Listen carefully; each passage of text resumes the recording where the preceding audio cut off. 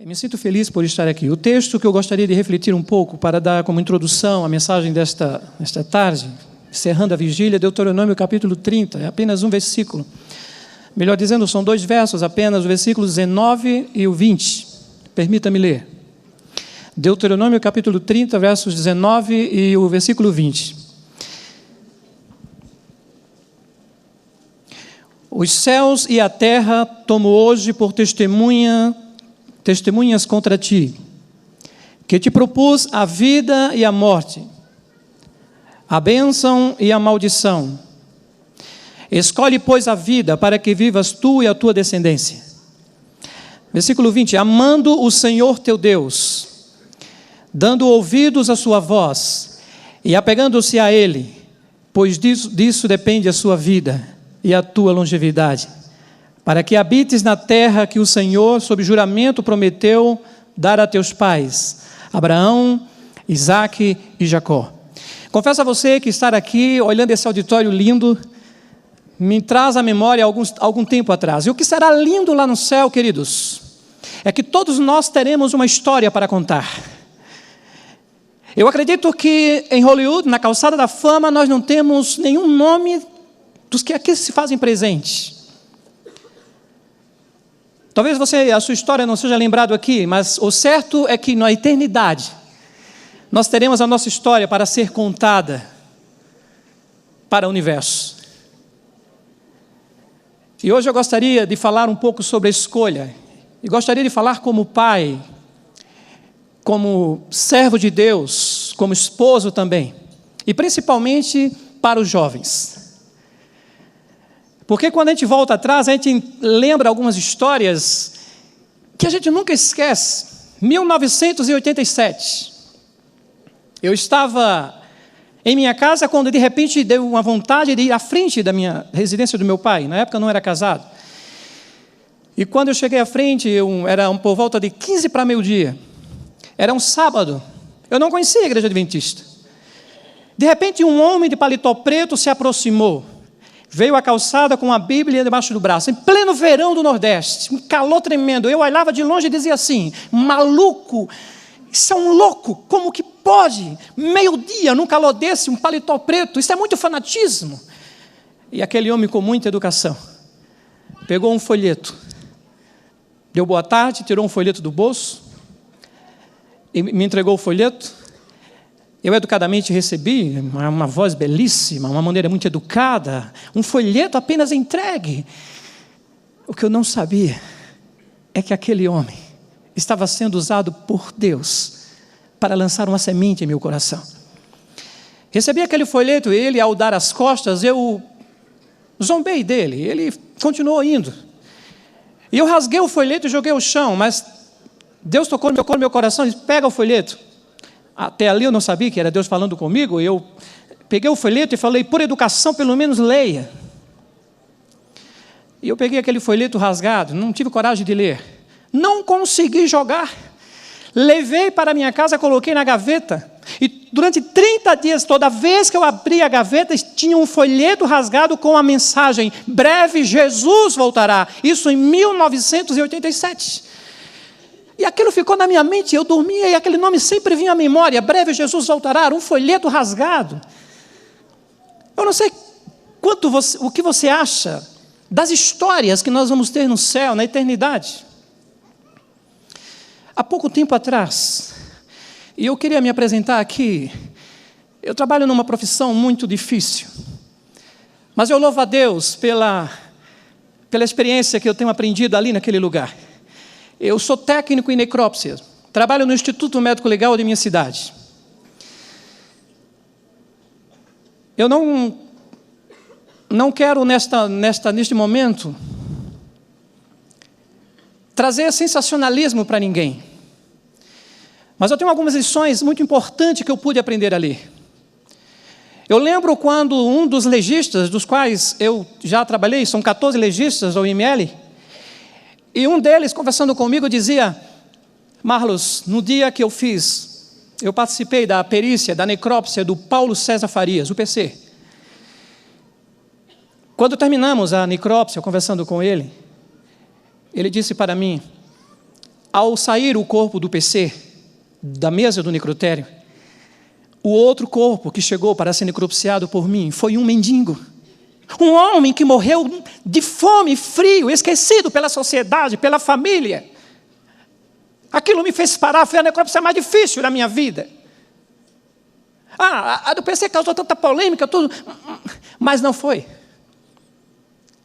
Porque eu pude ver que os valores da vida foram invertidos. Nós, seres humanos, temos um sentimento, eu não sei que posso falar, uma mania, algo que nós aprendemos nesse reino de diferenças. E ele chorava por ver um mendigo morto ali, fez a necrópsia do corpo daquele rapaz. E ele disse: a vida não é nada, dizia aquele homem. O tempo passou e um dia estávamos de plantão, toda a equipe. Um jovem de 25 anos de idade estava no ponto de ônibus, lendo alguma coisa em sua mão, esperando o próximo ônibus para chegar em sua casa, quando a sua família o aguardava. A pergunta que faço: será que neste momento você tem a convicção, a certeza absoluta de que retornará à sua casa? Cremos e esperamos, porque sabemos que todos os dias morrem pessoas. Estamos em uma guerra. O certo é que talvez hoje seja, quem sabe, o último culto para alguém que esteja nos ouvindo aí pelas redes sociais. Para alguém aqui. Por que eu falo isso? Porque todos os dias morrem pessoas. Este jovem chegou ao IML. Quando terminamos a necrópsia em seu corpo, um jovem que tinha foi assaltado no ponto de ônibus, por algum momento houve uma reação, segundo conta-se, que ele reagiu ali naquele momento, sem saber o que fazer, e foi baleado e morreu. Levou 2 tiros por arma de fogo. Quando terminamos a necrópsia no corpo daquele rapaz, que conseguimos resgatar o projétil que o matou, aquele garoto, aquele jovem simpático, eu esqueci, nas expressões externas de uma necrópsia, de olhar a sua mão para ver se houve algum tiro de defesa, se houve alguma reação. E geralmente o legista, sempre, nós fazemos isso, além das expressões internas, dispensa comentário aqui. Eu esqueci de olhar a sua mão, só que ele estava com a mão no mediastino, com a mão aqui, fechado, como se estivesse segurando algo valioso. Em luta morreu com aquilo que estava em sua mão. E eu esqueci de olhar, e quando todos saíam da sala, inclusive o médico e adventista também, ao sair, eu ser o último a sair da sala, Deus tocou no meu coração e falou: filho, olha para trás. E eu olhei. Calma, ele não ressuscitou. Eu olhei para trás e falei: esqueci de olhar a mão. Vou lá. Queridos, eu acredito que no céu nós vamos ter muita surpresa. Eu acho que as histórias que começam aqui, por mais duras que sejam, por mais simples que seja, tem um valor tremendo diante da eternidade, diante de Deus, os anjos. Ao abrir a mão daquele rapaz, eu vi ali em sua mão um folheto amassado com sangue da igreja adventista do 7º dia. Uma mensagem sobre o grande conflito. Uma mensagem de um Deus falando que amava aquele rapaz. Eu não acreditei, peguei aquele folheto e comecei a chorar e abri o folheto, estava com muito sangue. E eu tentei limpar e consegui ler o que estava ali. Aquele jovem teve uma oportunidade.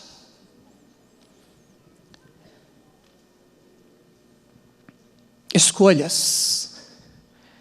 Deus, neste momento, temos muito a agradecer ao Senhor por o que está acontecendo aqui. Nós não tínhamos o direito de escolher. O filho que você tem, a esposa que faz parte da sua vida, querido marido, queridos pais que têm seus filhos, nada do que temos nesta vida nos pertence. E lhes digo uma coisa, neste momento, em nome de Jesus, tudo que por direito foi conquistado na cruz do Calvário, será devolvido para aquele que é dono de tudo, amém? Escolhas. Às vezes temos dificuldade de escolher. Deus chama o céu como a terra e dá uma oportunidade, como testemunha contra vós. Eu estou fazendo uma proposta para você. Você não deveria escolher. Você é aquele filho que tem aquela roupa imunda, suja e não tem outra. Algum dia, alguém aqui nesse auditório, quem lembra, algum dia a sua mãe, o seu pai olhou para você e disse assim: você não tem o que escolher, menino, vai ter que comer sim, tá? Vai ter que comer essa comida. Minha mãe às vezes dizia isso, e lá em casa são 5 homens. Meu pai e minha mãe queriam sempre uma mulher. E você sabe que nordestino, principalmente alagoano, gosta de ter muitos filhos, né? A cultura lá é muito filho, mínimo 3. Eu sou o 4º dos 5. Nasceram 7 homens. 2 morreram, minha mãe teve complicações e perdeu 2 filhos ainda. 7 homens, eu sou o 4º da família. Muitos filhos, é sempre o sonho de ter.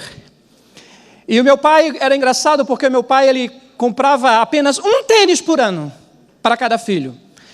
Mas para o meu irmão mais velho, meu pai comprava 2, 3 pares de tênis. E eu nunca vou esquecer, porque eu sou de uma época, não sou tão velho assim, mas eu sou da época que usava tênis conga. Alguém já usou conga aqui, ao colo? Que chute! E ele comprava um por ano. Como eu estava em processo de crescimento, meu pai comprava 2 maior. Ou seja, eu calçava 36, ele comprava 38. E mandava colocar meia por dentro para poder durar o ano todo. E ele dizia, quando rasgar eu te dou um novo. E eu só vivia jogando bola com ele, mas não rasgava não. O miserável era muito bom. E um dia eu fui para a escola e fui descalço. Eu não vou com esse tênis. Todo mundo usa esse tênis. E um dia eu fui saindo assim, eu falei, mas eles vão caçoar de mim, vão rir de mim. E eu voltava chateado, mas eu não tinha escolha. E eu acho que esse é um problema, porque eu acho que os homens têm problema. Eu, por exemplo, eu tenho, acho que umas 30 gravatas, entende? E essa aqui eu gosto, eu uso muito essa gravata. Tem gravatas que a gente tem uma história, né? E às vezes a gente tem dificuldade de escolher.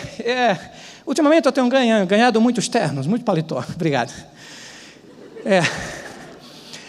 Muitas semanas de oração, viajando por esse Brasil, e às vezes eu fico, meu Deus, esse outro.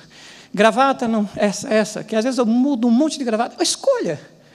Temos muitas opções. Mulheres, me perdoem, vocês são demais. Às vezes, olha, o guarda-roupa está lotado, muita roupa, ainda diz que está nua. Né? Trocando, a gente troca. Eu acho que as opções, quando elas aparecem, de escolha, a gente fica num dilema. Eu assistia muito filme. Você sabe que as empresas cinematográficas, elas entram em competição, tentando consumir o nosso tempo, que é tão curto. Somos capazes, muitas vezes, de passar horas assistindo filmes, assistindo qualquer programa, e tem tantas coisas boas, é verdade? Eu lembro quando lançaram o filme Titanic, eu estava no Shopping Guatemi, em Maceió. E alguém falou para mim, olha, essa história você precisa assistir porque em um momento do filme, na hora que todo mundo está morrendo, tem uma banda lá, uma orquestra, que está tocando uma música do Inário que a gente conhece na igreja. Como é uma história real, aí eu fui tentar dar ao cinema, eu fui assistir o filme. 3 horas de filme. Chegou a hora, o povo morrendo lá, todo mundo morrendo, pulando, e a orquestra cantando. Vocês conhecem a música, vocês conhecem. Mais perto quero estar. Cantem. Meu Deus, de ti, ainda que seja dor, que me una a ti.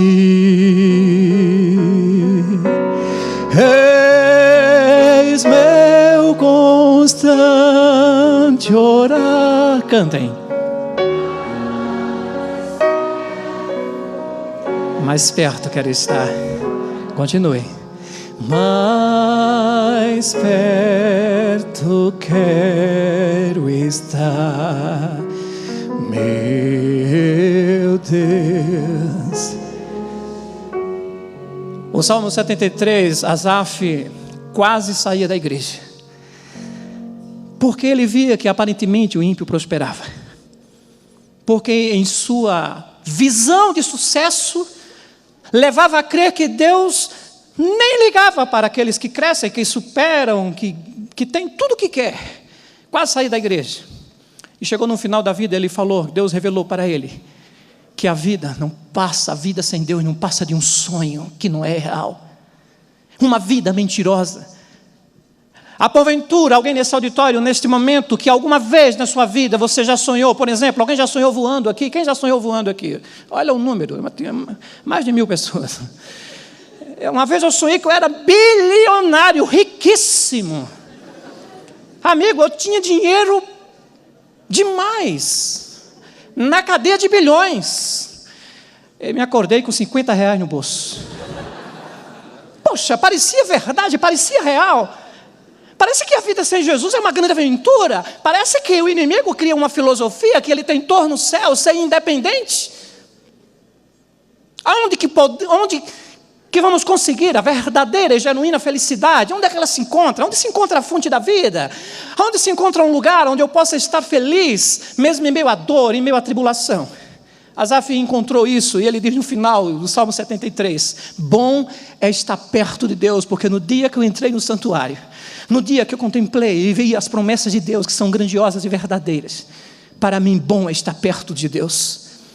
Foi assim que Deus me deu forças. E eu agradeço pela escolha que fiz, pela esposa que tenho, pela família que um dia eu escolhi. Com a ajuda de Deus, Deus me deu um grande presente na minha vida. E eu quero aqui publicamente dizer a você que vale a pena nós escolhermos conforme a orientação da palavra de Deus. Você sabe que às vezes nós somos atraídos, muitas vezes, apenas, quem sabe, por um olhar. Conheço história de pessoas apaixonadas, pessoas que começam a contar e falam assim, olha, eu lembro da primeira vez, eu nunca vou esquecer aquele aperto de mão, aquele olhar, e ali começou nesse olhar que terminou no namoro, que terminou em casamento, e veio os filhos e a família. E foi assim que tudo começou. Entrei nessa igreja ainda jovem, começando por um folheto rasgado. 30 dias depois, abri a gaveta e decidi rasgar o folheto, mas eu nunca tinha lido. E a primeira vez Deus falou, leia pelo menos, seja educado. E eu li o folheto, breve Jesus voltará. Aquilo doía em meu coração. E eu disse, eu vou pedir desculpa, perdão a esse homem. Todo sábado vinha a ele, sempre eu olhava só para a caçoar dele. Ele vinha de sábado, paletó preto, Bíblia preta, gravata preta, só tinha aquele paletó, o ano todo. Ele andava sempre, todo sábado, aquela gravata, aquela Bíblia, e eu ficava rindo. Aí um dia eu parei e falei, Senhor, eu queria te pedir desculpa. Ele falou, por quê? Porque aquele folheto que o Senhor me deu, eu rasguei, e eu joguei fora, mas não consigo jogar no lixo. Eu te dou outros, não quero, é esse que eu quero aqui. E aquele homem, o que eu não sabia, é que quando ele chegou em casa, ele se ajoelhou e começou a orar por mim. E me ofereceu o estudo bíblico. E eu comecei a estudar a Bíblia. E no dia 22 de maio de 88, eu estava sendo batizado em nome de Jesus. Casei algum tempo depois com a minha esposa. Claro, né? Sei com quem. A nossa história é uma história linda, uma história maravilhosa. Deus tem me ensinado a cantar. Deus me ensina e todo dia eu tenho que aprender a cantar em meio à escuridão, a cantar em meio à dor, em meio a uma palavra que é difícil explicar aqui. Se alguém tiver a explicação profunda desta palavra, por favor, ao término dessa mensagem, me fala. Alguém pode explicar aqui o que é saudade? Você pode explicar o que é saudade? Eu sei que neste momento, nesta hora, eu estou pregando para alguém que sente saudade. Saudade do amor que foi. Saudade de alguém especial, de alguém que não está mais presente. Alguém tentando explicar a palavra saudade, tentou chegar mais próximo, mas não conseguiu. Mas duas explicações sobre saudade me chamou a atenção. Uma delas é essa: saudade é a presença do ausente. Sabe aquilo que fica na nossa mente? Alguém que marcou na nossa história? O outro falou, e isso me chamou a atenção, saudade é o amor que ficou. Quando eu casei, Minha avó me chamou e disse: eu queria que você me desse 3 netos. Faltava 6 meses para o meu casamento. Eu falei: vó, eu não sei nem se minha futura esposa vai poder ter filhos. E minha avó dizia assim: filho, eu quero no mínimo 3. Mas por que 3? Porque quem tem um, não tem nenhum. Todo mundo conhece. Quem tem 2, tem um. É muito difícil perder os 3 de uma vez. Acontece. Até 10, como foi o caso de Jó. Então, pelo menos 3 filhos. Eu falei: tudo bem, vó, foi meu sonho. Todos nós temos o direito de sonhar. Vendo o coral jovem cantar aqui, tanto conversei com alguns jovens aqui já durante de ontem para cá, e eu quero entrar na mensagem agora do testemunho, neste momento tão especial, mas agradeço a Deus pela escolha da minha família, que é muito especial. A minha primeira filha nasceu, uma menina. 4 meses depois de casado, minha esposa engravidou. Durante todo o período, planejamos. E os dias se passaram, chegou aquele grande dia, nunca vou esquecer, 14 de agosto de 92. Há datas que a gente não esquece. Colocamos o nome Aline, Carla da mãe, Aline Carla. 3 anos depois nasceu outro filho, hoje 17 anos, e formamos um lindo casal. Sou batizado nesta igreja aí por 25 anos. E durante esses 25 anos, Deus sempre nos ajudou em tantas dificuldades, em todos os momentos. Mas chegou o dia em que foi o dia mais difícil da minha vida. Eu acho que eu já fiz mais de 1000 necrópsias. Muitas difíceis, complicadas. Deus tem me ajudado ali. E há pouco tempo atrás, em uma dessas perícias, eu recebi uma ligação da Polícia Civil, nos informando que havia uma jovem de 17 anos que teria se enforcado. Geralmente eu não saio aí ao local do crime, eu fico aguardando o corpo para fazer a necrópsia junto com a equipe, com o médico legista e os demais. Mas esse dia eu fui ao local, não sei porquê, mas eu fui. E ao tirar o corpo daquela jovem linda, de família de classe média, ao fazer a inspeção em seu corpo, em sua roupa, percebi que havia um papel no seu bolso. E ao tirar aquele papel, era uma carta de despedida. E eu gostaria de ler para você. Eu gostaria de falar para você que a gente tem muita coisa para se amar nesta vida. Nós temos o direito de escolher, porque Deus, sem nós merecermos, nos deu o poder de escolher a vida. E no versículo 20, ele explica o que é a vida. Deus é vida, amando ao Senhor teu Deus, dando ouvidos à sua voz, porque Ele é a tua vida, apegando-se firmemente a Ele. 3 escolhas, 3 atitudes. E eu louvo a Deus, porque ao fazer a escolha certa, é a certeza do sucesso absoluto. Mesmo quando as coisas acontecem ao contrário, quando tudo dá errado, nas escolhas que fazemos da vida. Minha querida esposa, que está me assistindo neste momento, e meu filho, passamos a experiência mais difícil da nossa vida. Eu já cantei muito na minha vida, quartetos, corais, solos, mas o momento mais difícil que existe é você aprender a cantar ou não desistir, quando tudo parece perdido, quando as coisas começam a dar errado e a gente não tem resposta. No dia 15 de março de 2007, era uma quinta-feira, foi muito difícil. Mas eu gostaria de lhe dizer, alguém está esperando que eu conte, né? O que estava escrito naquela carta, que me dá forças para continuar acreditando no amor, para continuar acreditando no amor da família, no amor da esposa, dos filhos. Porque quando nós amamos errado, sofremos consequências. Aquela jovem que morreu, que tinha apenas 17 anos, na carta estava escrito o seguinte: mãe, eu não consigo mais viver sem meu namorado. Ele me prometeu fazer feliz, prometeu que eu seria a mulher mais feliz do mundo, prometeu que não teria outra. Eu amei, me confiei, me entreguei. Mas os dias foram passando e ele terminou gostando de outra, dizia ela na carta, e começou a me tratar com indiferença, me abandonou, e eu não consigo mais viver sem ele, dizia ela na carta. O pior de tudo, mãe, é que não tenho coragem de dizer pessoalmente o que eu vou te dizer agora, dizia aquela jovem naquela carta.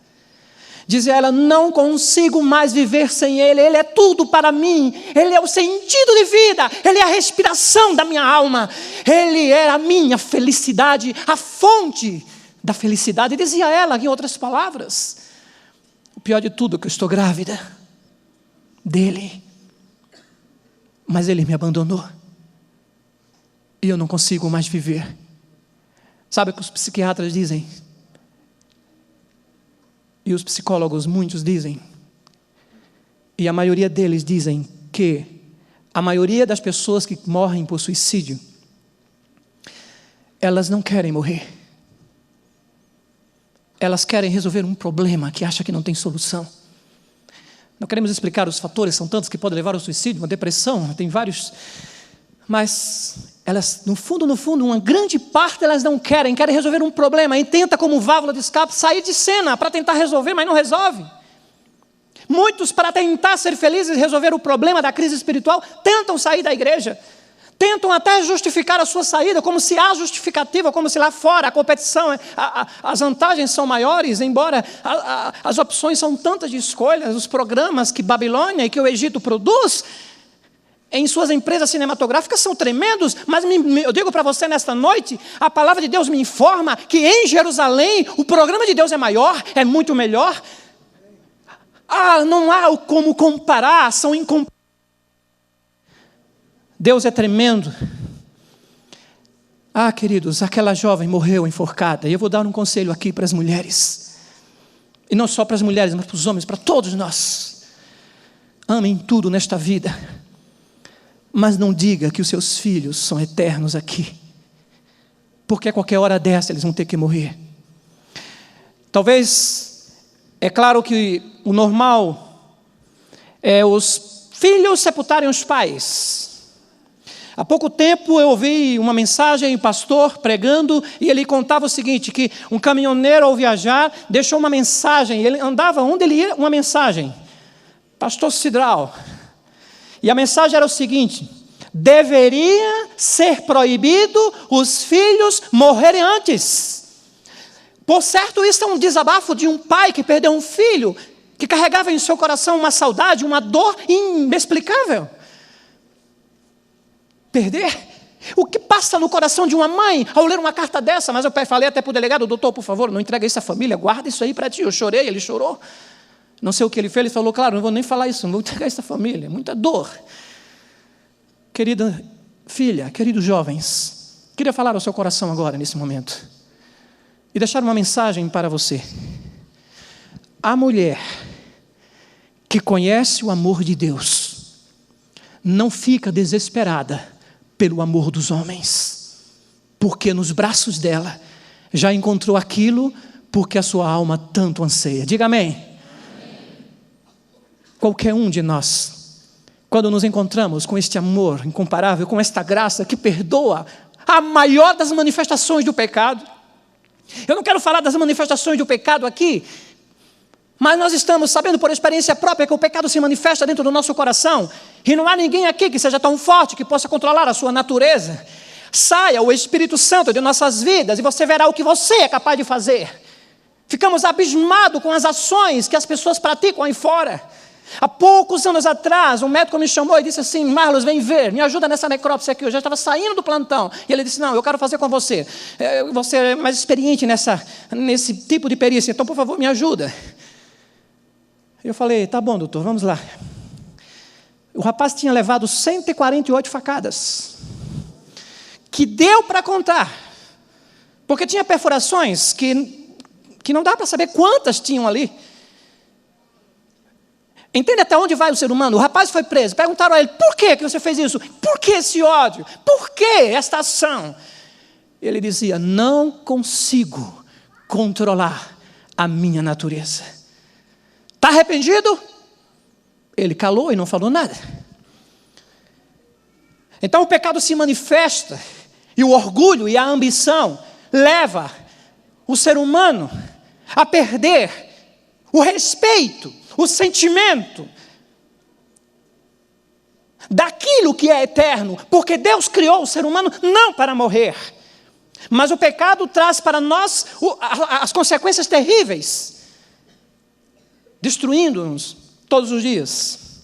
Mas eu louvo a Deus, porque onde aumentou o pecado, superabundou a graça. Diga amém. A graça de Deus é maior, e só compreendendo o amor de Deus é que nós não precisamos ficar desesperados com as coisas que acontecem. Lembro novamente, a mulher que conhece o amor de Deus não fica desesperada pelo amor dos homens. Porque por mais que tenhamos boas intenções, nós não temos como ser a fonte da felicidade, porque a fonte da felicidade é Deus. Deus, Ele não tem amor, Deus é amor. E quando nos alimentamos desse amor, por isso que o apelo que Deus faz aqui nesse texto é: ame o Senhor seu Deus, porque não dá para competir com o pecado, não dá para amar o pecado, amar este mundo, porque vivemos aqui, quem sabe, com o nosso coração enraizado, alicerçado, ainda com as coisas que este mundo nos oferece. Mas Deus criou a família para a eternidade, e eu sempre acreditei nisso. Eu sou o filho do meu pai, me amou muito. Meu pai me amou do jeito dele, e um dia eu vou abraçar meu pai na eternidade e vou dizer: pai, agora eu quero ouvir do Senhor o que eu nunca ouvi quando era criança. Todo dia eu tenho que mandar uma mensagem para o meu filho e dizer: filho, eu amo você. Porque a última vez que eu vi a minha filha, eu queria que colocasse a imagem dela aqui na frente, na tela. A última vez que eu vi a minha filha, eu jantei com ela aquela noite. Minha filha tinha lindos sonhos. Sonhava em ser médica. E com muito esforço, eu coloquei minha filha junto com a minha esposa em um dos colégios principais da cidade. Se destacava pela sua inteligência, pela sua habilidade, como uma das melhores alunas da escola. Sabe aquele orgulho do pai ter uma filha que Deus me presenteou? Sabe, um pouco parecido comigo, um pouco da mãe, mas uma menina que deixou uma saudade tremenda. Falava para mim: pai, se eu não conseguir passar em medicina, eu quero fazer enfermagem. Só que o inimigo estava planejando, e eu não tenho o que me preocupar com o inimigo enquanto ele planeja, enquanto ele tenta agir. Há um Deus que é muito maior que o inimigo, e aquele que está em nós é maior que aquele que está no mundo. Ele pode tentar tirar de você o amor da sua vida. Agradeço a Deus, porque naquele momento Deus tinha me ensinado a amá-lo. Deus tinha me ensinado a entender que a minha filha não poderia estar em primeiro lugar em meu coração. Nada neste mundo pode ocupar o primeiro lugar. Este lugar tem dono. Só que o pecado não admite ficar em segundo lugar. Se Deus não tivesse posto limites, amigos, ao pecado, Ele teria se manifestado como se manifestou no Filho de Deus, o matando na cruz. O pecado não merece, porque ele não pode conseguir, não conseguirá jamais dizer e fazê-lo feliz ou fazê-lo eterno. Só o amor, só Deus. O primeiro lugar precisa ser do Senhor.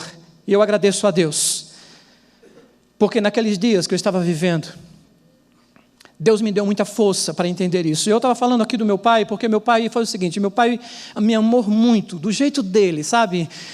Talvez ele não foi criado, o meu avô, pai do meu pai, ele não era muito assim de carinho, e meu pai nunca falou assim para mim: filho, eu te amo. Quando meu pai queria fazer carinho em mim, ele fazia assim. Deixa eu fazer aqui. Ele fazia o seguinte, era aniversário, estou completando um ano. Parabéns, viu? Pronto. Aí me dava um beijo aqui na minha careca, que eu não tinha na época. Me dava um abraço. Às vezes sorria, abraçava. E eu cresci assim, amando minha mãe, meus irmãos, claro. Estão me assistindo agora aqui também. E eu cresci com essa falta aí de amor, no caso do pai. Mas me amou do jeito dele. E essa falta me faz dizer todo dia para o meu filho, filho, eu te amo, filho, eu te amo, filho, eu amo, filho, eu te amo. Minha esposa todo dia. Tem hora que meu pai, para, pai. Eu digo, não, eu vou ficar falando toda a minha vida. Queridos, as coisas acontecem. E como estamos limitados ao tempo aqui, eu gostaria de dizer a você que vale a pena continuar confiando em Deus, mesmo quando tudo parece perdido. Minha filha foi sequestrada naquele dia, era uma quinta-feira. O inimigo tirou do nosso coração, do seio da nossa família, a menina mais amada, como também é meu filho. Foram 8 dias de desaparecimento. Naquela ocasião, um parente nosso, tio, que é desembargador, era o presidente do Tribunal de Justiça naquela ocasião, em Maceió, capital de Alagoas, junto com toda a família, que tinha mais juízes, policiais. Ela tinha ido a uma lan house, a pouco mais de 200 metros, talvez 200, 300 metros da minha casa, à noite. Tomou café comigo, se despediu, mas eu não sabia que aquela era a última noite. Ao retornar da lan house para fazer um trabalho da escola, estávamos nos preparando para dar a ela um computador com internet, sabe? Isso 6 anos atrás. Estava tudo montado, uma surpresa. E ela foi ali para fazer um trabalho escola. E ao retornar a 60 metros da nossa casa, minha filha foi abordada por 3, 4 indivíduos em um carro. Uma testemunha ouviu um grito de socorro, como se eles estivessem abafando, pegando com força, mas percebeu que era de mulher, mas estava tudo muito escuro, e ele ficou com medo de abrir a porta, conforme seu depoimento, e ele, ao abrir, ele percebeu um carro correndo, pegou o perfil do carro, não deu para pegar a placa, e aí entrou e ficou ali. De repente ele viu um movimento de gente na rua, polícia de um lado do outro, e quando ele percebeu que era minha filha, ele falou, não acredito, a filha do Marlos. Foi aí que ele falou para alguém da família, e a polícia deu como sequestro. Ficamos 8 dias aguardando. E sabe aquele momento de 8 dias que você fica orando e você percebe que você não está só? Sabe aquele momento em que eu posso sentir que a minha igreja é uma igreja que ama, é uma igreja que abraça, é uma igreja que ora. É uma igreja limitada, porque por mais que tenhamos boa vontade, nós não vamos conseguir suprir as suas necessidades. Mas sabemos daquele que pode todas as coisas e que supre as necessidades. A igreja estava toda orando, e não foi por falta de oração. Orávamos. E qual é a oração de um pai? Qual é a oração de uma mãe no momento desse? Senhor, guarda a nossa filha, onde quer que ela esteja. Queremos que ela volte para nos dar alegria. Um dia, 30 dias antes de minha filha desaparecer, ela tinha dito para mim, pai, eu queria que o senhor me levasse lá no IML para assistir uma necrópsia. Alguns chamam de autópsia, né? Eu falei, filha, você vai fazer 15 anos, mas ela tinha um dom, assim, pai, eu quero ver anatomia, eu quero sentir o corpo humano de perto, eu quero ver o corpo humano como é lindo por dentro. Eu falei, tudo bem, filha, gosto de ver. Então, quer fazer medicina? Então, vamos lá, vai se preparar, pai vai levar você. E chegou o dia em que eu levei minha filha, mostrei alguns, nesse dia não tinha, graças a Deus, não tinha corpo para liberar. Você tem uma ideia, a minha cidade é uma cidade de 250 mil habitantes. De janeiro até antes de ontem, já tinham morrido 435 pessoas de morte violenta. Mas podem ir a Alagoas, não tem problema não, lá é lindo. Claro, a grande maioria, pessoas envolvidas, tráfico, preso, matam entre si. É tremendo, é terrível. Aquele lugar. E minha filha queria ver. Aí eu falei, filha, essa aqui é a sala onde é feito o exame de corpo de delito. A IML não é só para cadáver, é para pessoas que sofrem também de acidente, que espancamento, transferência de preso, eles sempre passam aqui, flagrante, e aí vai, né? Corpo de delito. E vamos ao necrotério. Eu falei, aqui é o necrotério, são as mesas, ensinei tudo. Agora, está vendo aquela sala ali? Lá no fim, é a sala dos cadáveres em putrefação. Existe um procedimento de respiração, um procedimento diferenciado para você fazer uma necrópsia em um corpo em alto estado de decomposição. Então eu falei para ela, filha, naquela sala você não vou deixar. É uma necrópsia difícil, tem que ter experiência, mas um corpo mais simples, um corpo frio, como a gente chama assim, você pode assistir, tá bom? E marcamos o dia, e ela foi. Mas não tinha cadáver, teve que voltar. O que eu não sabia é que 30 dias depois, quem apareceu ali para ser necropsiada pelo próprio pai, foi minha própria filha, em uma sala de decomposição. Aquilo parecia um pesadelo. 5 dias antes dela desaparecer, minha filha cantava muito na igreja.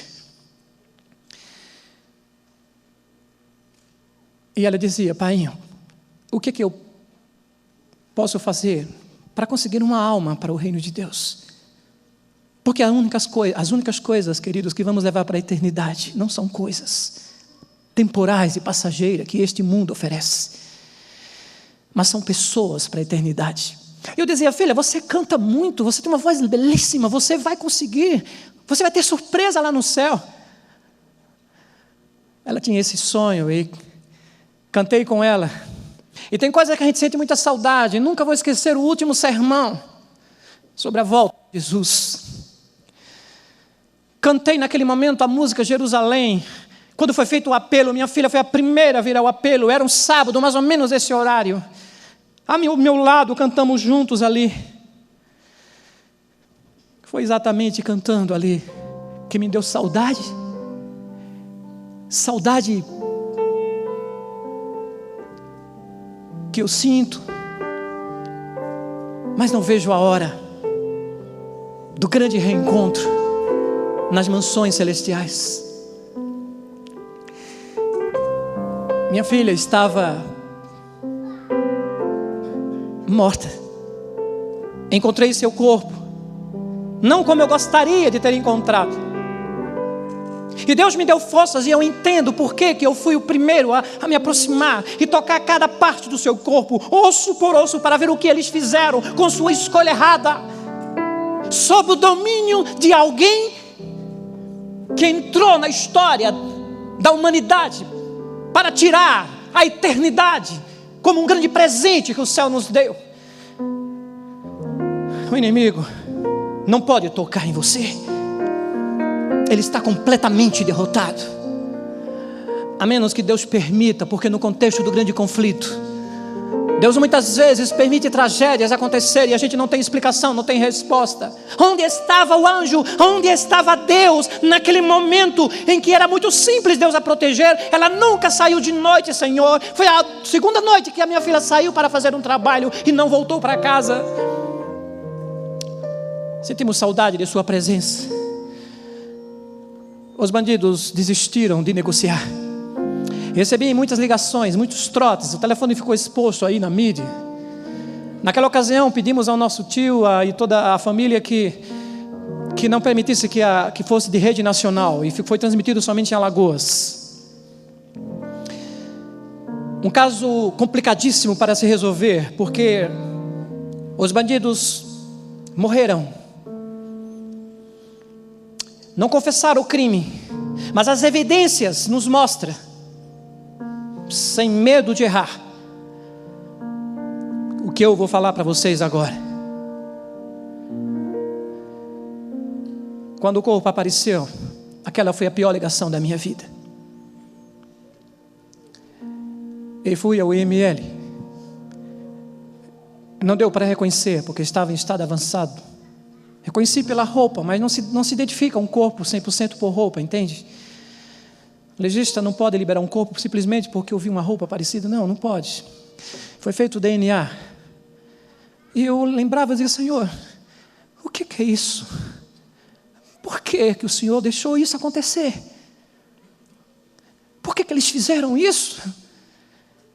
Eu não entendia nada, mas chegou um momento que Deus me deu tanta força, porque tinha uma igreja que estava clamando, orando.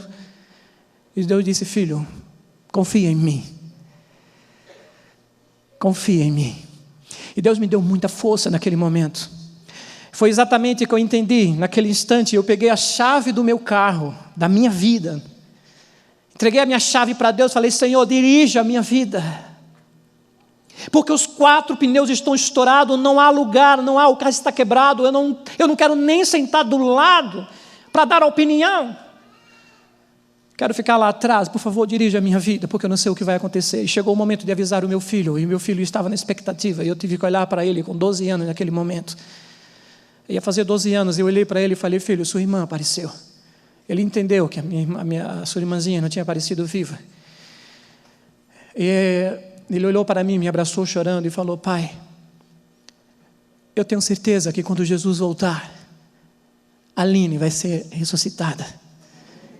E eu vou encontrar a minha irmãzinha de novo.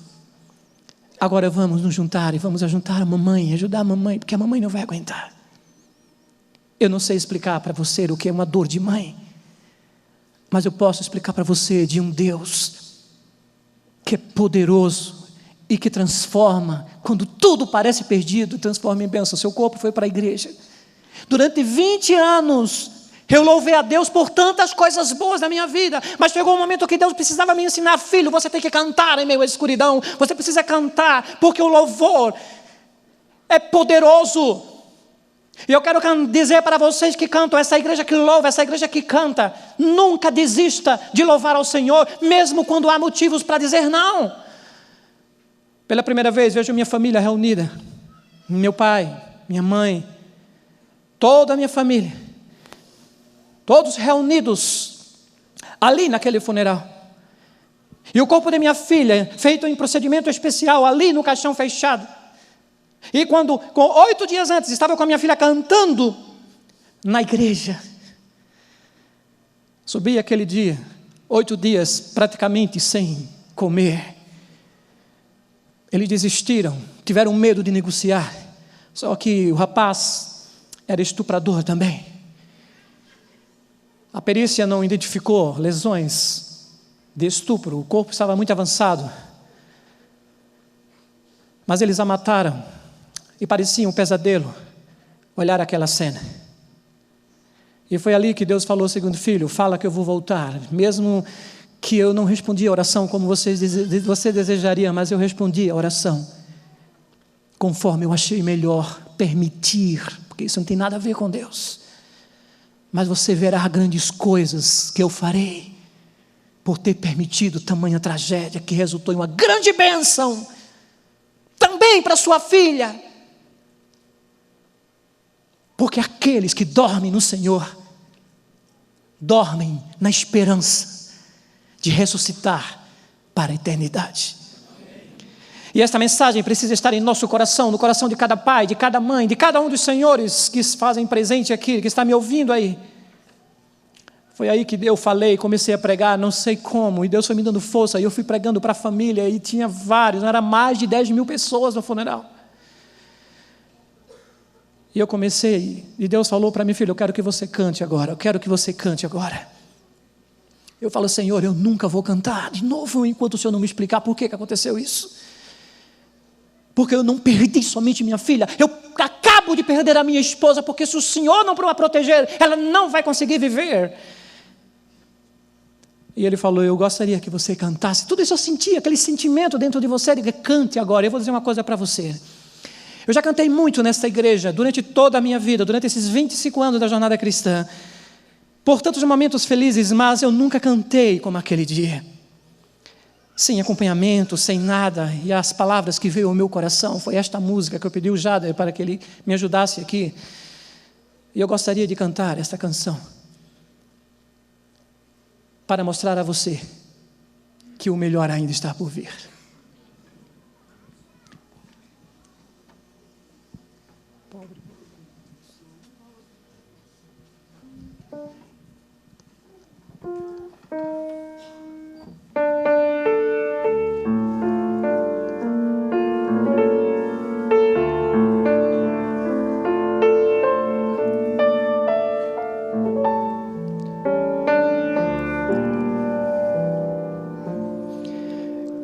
Eu sou um pobre peregrino e nesta terra cansado estou. Não há perigo, não há doença naquela terra pra onde vou. Lá hei de ver Aline querida, lá findará o meu viver. Eu vou transpor o Rio Jordão. Estamos voltando para meu lar. Lá hei de ver mamãe querida, lá findará o meu sofrer. Eu vou transpor o Rio Jordão. Estamos voltando para meu lar. Estamos voltando para meu lar.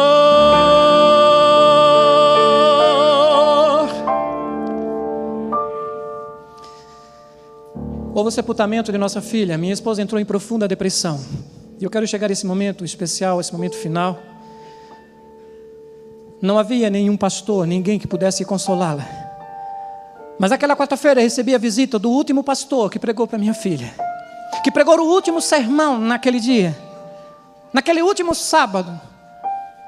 Ele nos abraçou e minha esposa, com seus questionamentos, suas perguntas. Onde é que estava Deus? Pastor, enquanto Deus não falar para mim por que Ele permitiu isso, eu nunca mais vou acreditar em Deus. O pastor chorava e olhava para mim, e eu ficava orando, e milhões de pessoas oravam. Foi exatamente aí que a minha esposa dormiu aquela noite. E o psiquiatra tinha dito: Marlos, sua esposa durante 1 ano, a qualquer momento ela vai tirar a vida. Se ela conseguir passar 1 ano, ela vai passar pelas fases da depressão, que ela se encontra numa fase perigosíssima. Então ela perdeu o sentido de vida, estava doente. E eu carregava isso em meu coração. E não basta isso, o inimigo infernizando tudo, querendo destruir a minha família. A polícia investigou, achando que talvez eu estivesse envolvido no sequestro da minha filha. Eu não sabia de nada. Eles investigaram porque foram 8 dias de desaparecimento. Eu nem não sabia o que tinha acontecido.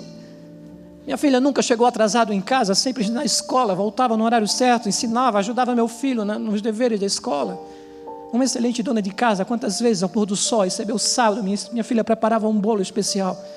Esse bolo é do papai. Eu sinto saudade. Isso aqui é uma carta que minha filha deixou, que escreveu para mim, que sou pai. E sabe aquele dia, quando chegar no céu, eu quero ser o último a abraçá-la. Eu quero que a Aline abrace primeiro a mãe, porque eu acho que a dor da mãe é uma dor maior do que o universo. E a dor do pai é profunda. E minha filha escreveu e disse o seguinte: pai, vou falar do meu pai. Meu pai é um super, hiper, mega, power pai. Não sou não. Ele é um pai muito legal. O nome do meu pai é Marlos Vieira Silva. Ele trabalha no Instituto Médico Legal. Mas voltando ao assunto, o Dia dos Pais é um dia muito especial. O Dia dos Pais acontece no dia que é o segundo domingo do mês de agosto. E bom, para terminar, eu só vou dizer que o Dia dos Pais é único. Eu sinto saudade do dia que cantei com ela. Seu corpo foi sepultado aquele dia. Deus me deu forças para continuar a esperança e pregando o Evangelho. Foram mais de 10 versões da morte de Aline. Sociedade é massacrante, é sensacionalista, principalmente naquele contexto as pessoas espalhavam história. E hoje eu entendo por que Deus permitiu que o próprio pai, na profissão que exerce, louvo a Deus por esta profissão que eu exerço, para que eu pudesse ter uma visão da vida, de que a vida é muito curta e precisamos amar pessoas, porque as pessoas estão morrendo todos os dias e muitas sem esperança. Que é um sonho da minha filha, ganhar almas para o reino de Deus. Uma história que foi ceifada por um inimigo cruel, que achando que tirando a Aline do nosso meio, talvez em sua mente, que não dá para avaliar, para mensurar a maldade. No entanto, grande decepção foi feita, porque o mesmo Deus que permitiu é aquele Deus que está no controle e transforma a história, e transforma as peças quebradas, o caco caído. Quando tudo está perdido, ou quando não há solução, Ele nos ergue meio ao pó e transforma uma história mais linda para transformar vidas. Minha esposa entrou em profunda depressão, e naquela noite ela foi dormir. Quando o pastor falou com ela, e ela, pela primeira vez, depois de alguns meses, Deus fala com a minha esposa. Percebia que ela estava dormindo ali. Acordou com um sorriso, há mais de um ano que não tinha dado um sorriso sequer. Mas percebi agora em seu rosto que ela estava sorrindo. E ela disse: Marlos, preciso falar com você. Deus falou comigo hoje. Eu estava na igreja do Capiatã, a igreja que você vai ver no vídeo, que vai passar daqui a pouco. E lá na igreja eu vi o batismo da Cicinha, da Laísa e do Júnior. É uma família, mãe e filhos, que nós estudávamos com ele, a Aline, toda a família. Falava da esperança para eles. Eles não tinham tomado a decisão, estavam indecisos. E naquele momento ela sonhou que viu eles sendo batizados no tanque pelo pastor Giovanni. Foi exatamente aí que o anjo que a conduziu ao altar disse: Carla, olhe para trás. E quando Carla olhou para a igreja, ela viu a igreja lotada, muita gente que não dava para contar o número, todas com roupa de batismo. E o anjo dizia para ela no sonho: o que você conhece alguém aqui? E ela dizia: não conheço ninguém, são jovens, são tantas pessoas. São pessoas, queridas, que serão conquistadas para a eternidade com essa história que aconteceu com você. Agora vá lá fora e pega as rosas brancas que serão entregues a quem vai ser batizado. E ela conta no sonho que ela foi, né? E quando chegou lá, os ramalhetes de rosas brancas, ela disse: eu não tenho dinheiro para comprar tantas rosas, são um número incontável. E o anjo disse: fica tranquila, porque essas rosas serão doadas. E ela acordou e contou isso para mim. E ela falou, eu falei: ô filha, eu não sei, vamos aguardar. Você está se sentindo bem? Eu digo: estou. Então, glória a Deus. 2 dias depois me ligaram e falaram: Marlos, a Cicinha decidiu se batizar junto com o Júnior e a Laísa. Corra para a igreja, porque eles querem fazer uma surpresa a vocês. Muitos jovens estão voltando para a igreja. E eu fui à igreja e a Carla disse: eu vou. Mas você está tão doente, você não vai aguentar ficar naquela igreja. Nossa filha estava ali, eu quero. E foi. Querido, quando chegou na igreja, ela viu aquela cena e ela lembrou do sonho e falou: Marlos, é a mesma cena que eu estou vendo aqui, é a que eu vi do sonho. Agora vá lá fora, por favor, vá comprar rosas brancas. Lembra? Eu, para consolar a minha esposa, assim um pouco meio, em dúvida, eu fiquei assim, tudo bem. Aí lembrei das rosas, tá bom, eu vou comprar. E depois eu explico à igreja. Fui comprar as rosas, querido, e na hora que eu vou pagar as rosas, o rapaz preparou as flores. Ele olhou para mim emocionado, chorando, e falou: eu te vi na televisão, no jornal. Seu pai da Aline, não é? Eu digo: sim. Ele falou, aí eu paguei as rosas, aí ele pegou o dinheiro e falou: faz o seguinte, guarda esse dinheiro. Mas como assim? É que essas rosas brancas que estão aí, elas são doadas. Amém? Mas não para por aí. Minha esposa questionava, e para a restauração dela, uma das noites, e foi aí que eu conheci o pastor Neumoestina pessoalmente, através desse sonho. Fui a São Paulo para conhecê-lo. Minha esposa estava no quarto, acordou aquela madrugada com vontade de morrer, de tirar a vida. Conseguiu a chave de alguma forma e guardou. E pensou em seu coração: eu vou me atirar no primeiro carro que aparecer. Eu pensava. Eu estava no ML trabalhando quando meu filho estava dormindo e as pessoas que cuidavam da minha esposa dormiram cansada e ela acordou de madrugada e questionava em seu coração: Deus, o Senhor não existe, o Senhor não me ama, me deixe tirar a minha vida, eu não quero viver, eu tenho o direito de escolher, eu não consigo viver sem minha filha, dizia a minha esposa. E na hora que ela abriu a porta da frente da nossa casa, a TV Novo Tempo, 2h da manhã, estava ligada. O pastor Noel Estina estava pregando um sermão gravado de muitos anos atrás. Na época ainda que ele era orador do Quarteto Arautos do Rei, na Voz da Profecia. Foi naquele momento que minha esposa questionava com essa pergunta, ela dizia: Deus, o Senhor não existe. O Estina falava na televisão: eu existo, filha. Deus ama você. Todas as perguntas que minha esposa falava, o pastor respondia num sermão gravado. Deus juntou as palavras certas naquele momento, no sermão certo, na hora certa. Então não venha falar que é um sermão que você já assistiu, porque Deus tem palavras para cada momento. E a minha esposa questionava e falava com o pastor Estina na televisão. Ele ligou para mim e eu vim correndo do IML e encontrei ela na cadeira com o celular, tremendo, chorando. O pastor Estina já estava orando, o Arauto já tinha cantado. Eu a abracei, minha esposa, hoje para a honra e glória de Deus, está completamente restaurada, aguardando a bendita volta do Senhor. Eu gostaria que você assistisse esse clipe.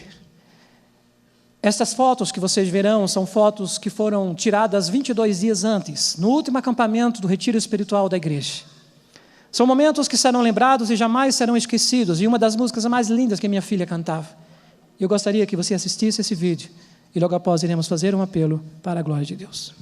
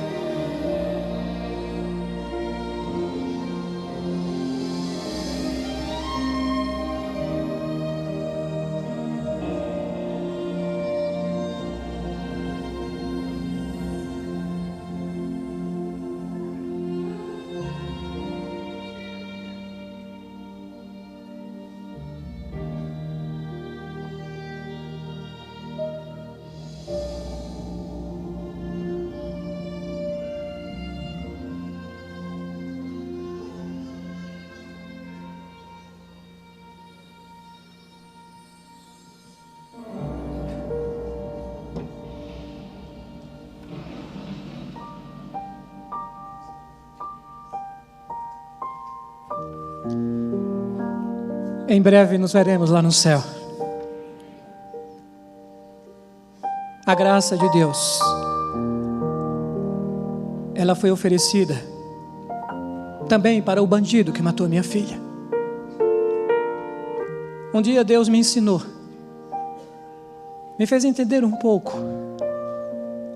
Porque se há alguém aqui neste auditório, talvez você nunca matou ninguém, e com a ajuda de Deus, permita que Ele viva em sua vida. Mas a graça de Deus, ela foi oferecida para o bandido, para cada assassino, para cada ser humano neste planeta. A palavra de Deus nos diz que o fogo do inferno foi preparado para os anjos que caíram, que não voltaram, mas não para nós seres humanos. Mas as escolhas erradas da vida, infelizmente, terão que sofrer. E enquanto isso, estamos aqui sofrendo todos os dias da nossa vida. A graça de Deus, eu não sei dizer a você se Deus alcançou o coração desses rapazes. Durante 2 meses após a Aline, os bandidos foram mortos em confronto com a polícia. Eu também participei da necrópsia dos bandidos que mataram minha filha. Vivi uma lição entre o ódio e o amor, o perdão, a justiça humana. Amigos que chegaram para mim e disseram: Marlos, me permita matar a mãe, o pai, que gerou um monstro desse. Olhei para ele e falei: guarde a sua arma. Quando o corpo dele chegou, o delegado me chamou e falou: Marlos, em Maceió, um de menor de 14 anos, que fazia parte desta gangue, confessou, acabou de confessar horas atrás, que este rapaz tinha sequestrado a sua filha. Esse rapaz é um estuprador. Ainda não podemos provar, porque felizmente ele não confessou, porque ele morreu, e quando não confessa não há crime. O único depoimento que a polícia tem hoje é um de menor de 14 anos que faz parte da gangue, que conta o que aconteceu, mas porque ouviu eles comentarem. Mas o carro que a minha filha estava era o carro deles, então não temos certeza que eram eles. E esse rapaz, chamado Flávio, de 25 anos, fez a maior loucura de sua vida. Escolheu errado, como qualquer ser humano pode escolher. Se hoje você se encontra aqui na casa de Deus, você não sabe o quão foi difícil, o quanto difícil foi. Quanto eu louvo a Deus, porque foi com um bisturi nas minhas mãos, olhando o corpo deste rapaz, que veio um grande conflito de sentimentos em meu coração. Senti raiva, senti tudo. Foi assim que Deus falou para mim: filho, obrigado porque você orou. Eu não faço ideia o que passava no coração destes homens, que não passaram de instrumentos nas mãos de Deus.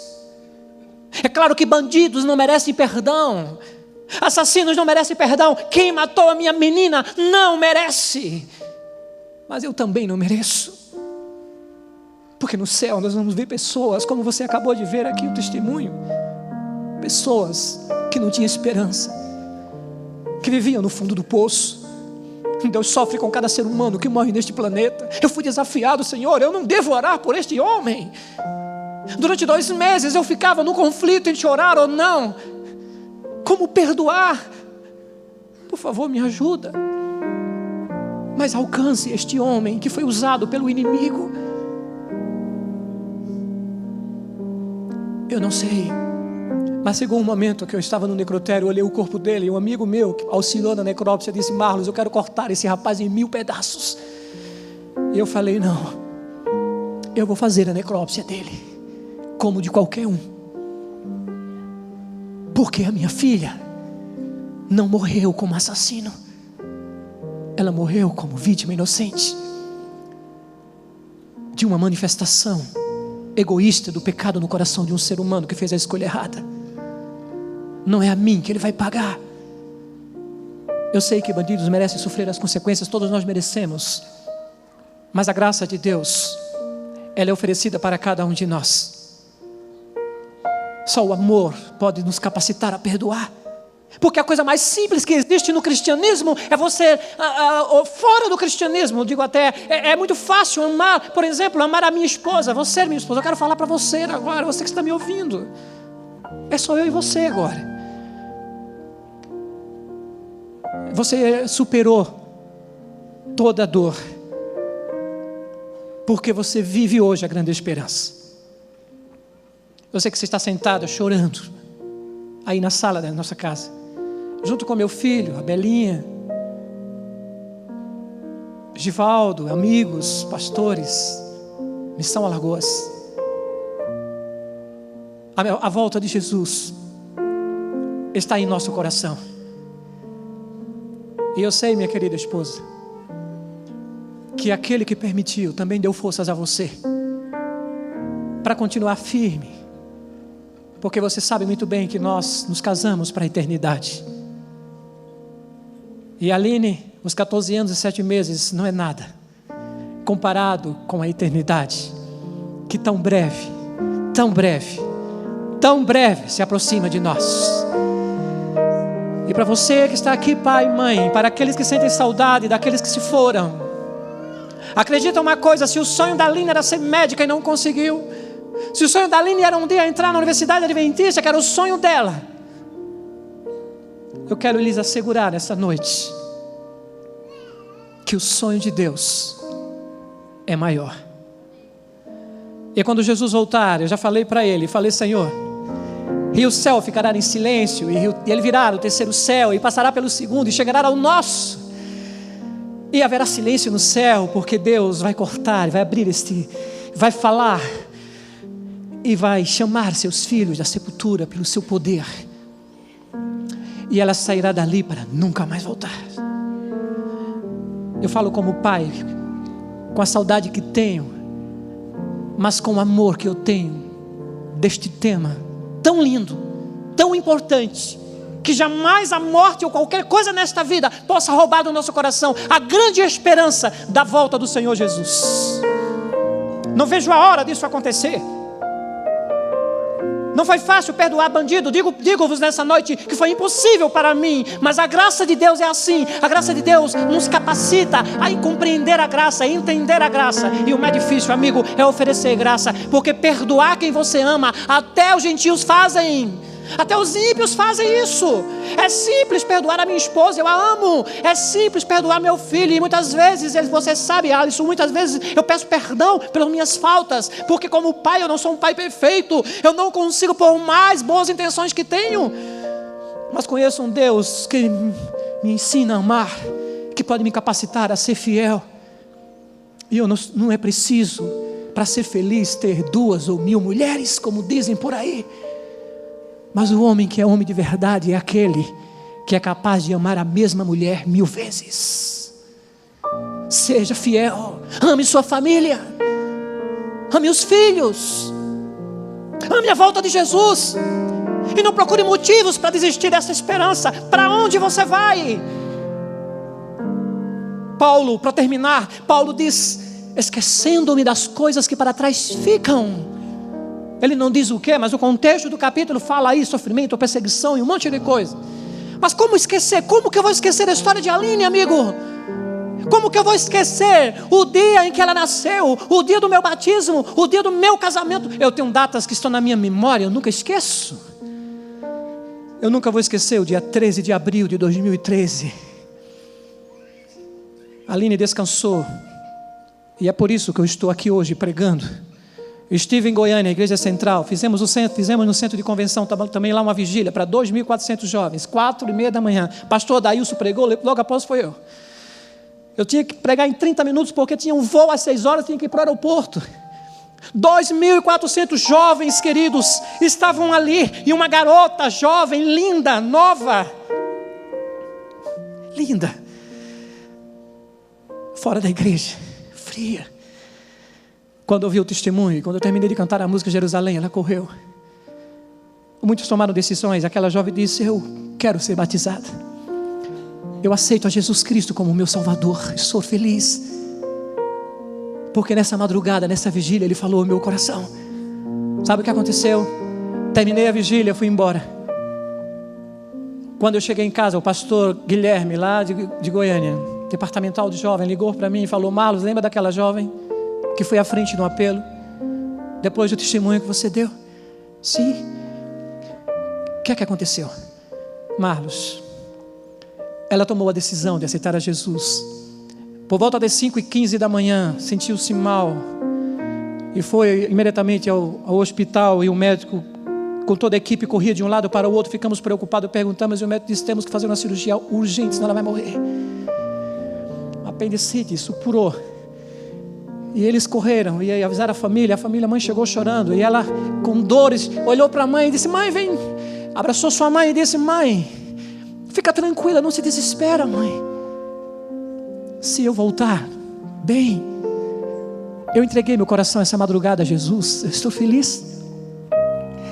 Se eu morrer na cirurgia, não, nem fale isso, nem diga isso, minha filha. Mãe, fica tranquila, porque se isso acontecer, eu quero te ver na manhã da ressurreição. E aquela jovem foi para a cirurgia e morreu, faleceu ali. Sabe o que vai ser lindo lá no céu? São coisas simples e grandes que a vida ocultou, que na terra ninguém viu, mas o céu nos revelou. Meu pai nunca foi à igreja, e pela primeira vez meu pai viu o filho cantar, pregar. Por 4 vezes meu pai foi à igreja. Pela primeira vez vejo meu pai sentar e poder ouvir do filho pregar de Jesus. E se lá no céu eu chegar a abraçar a Aline e dizer: Aline, meu pai está hoje aqui no céu. Você queria uma alma para Jesus, filha?